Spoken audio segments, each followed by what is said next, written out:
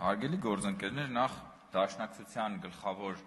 բանաձևի վերաբերյալ պետք է հայտարարություններ փնտրել, դա ձեր գործունեությամբ ապացուցվել է բազմիցս, կողմը լալով դեմ լինելու փաստ է։ Եվ երեք օրինակ պարոն Խաչատրյան, դուք պարոն Մխիթար Հայրապետյանին ասում եք, մենք ձեր ներկայացած բոլոր նախագծերին միշտ կողմ ենք եղել, բայց ինչ որ բան եք շարունակում եւ ընդամենը նախորդ նիստին, նախորդ քարորիայի ժամանակ Պարոն Հայրապետյանի զեկուցած նախագծի վերաբերյալ դուք հիշում եք, որ 20 րոպե ընդմիջում վերցրեցիք, որ գնաք քննարկեք, հետո փախաք։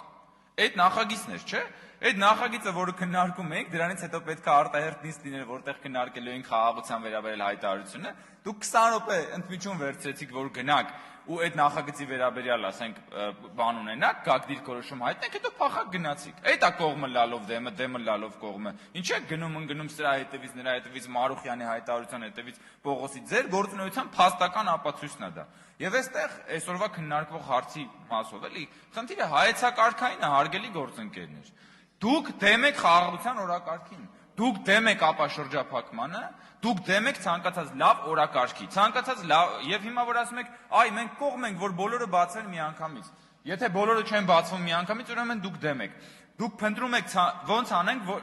մի բան անենք, որ բան չանենք, էլի, ձեր տրամաբանությունը էս է։ Հիշում եք Քոչարյանն իր ասուլիսում, որ ասում էր, այ Հայաստանը կարար սենց մի հատ բան առաջարկեր։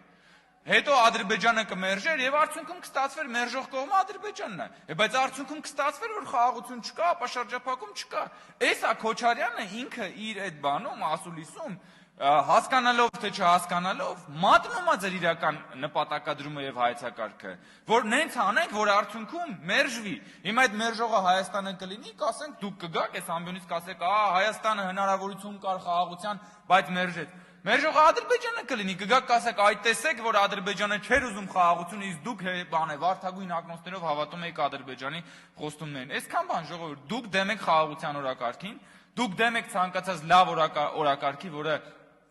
լավ է Հայաստանի Հանրապետության ժողովրդի համար, եւ դուք առաջնորդվում եք որքան վատ, այնքան լավ սկզբունքով։ Սա է ձեր քաղաքական ինքնությունը։